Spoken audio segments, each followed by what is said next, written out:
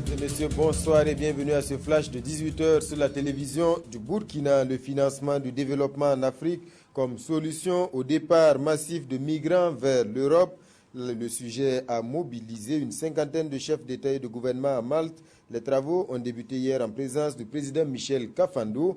Les deux parties ont réaffirmé leur engagement à coopérer pour éviter les drames de l'immigration en Méditerranée. Dans l'immédiat, il a été décidé la création d'un fonds d'aide à l'Afrique doté de 1,8 milliard d'euros. Le ras-le-bol des populations de Wayouguia, coupure de courant, coupure d'eau et surtout dysfonctionnement à répétition au centre hospitalier régional. La liste des difficultés est longue et pour dénoncer la situation et attirer l'attention des autorités, la coalition contre la vie chère du Yatenga a organisé une marche-meeting hier, une manifestation qui a mobilisé du monde. Tous espèrent un règlement rapide des problèmes.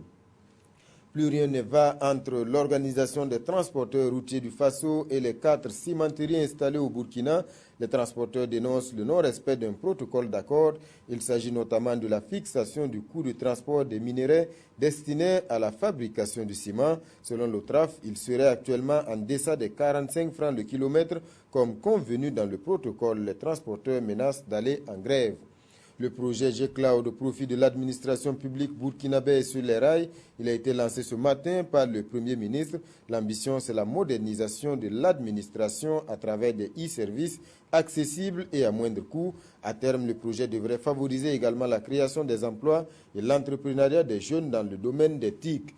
Les étalons en déplacement à Cotonou ont perdu cet après-midi face aux écureuils du Bénin sur le score de 2-1 en match comptant pour le deuxième tour aller des éliminatoires de la Coupe du Monde Russie 2018.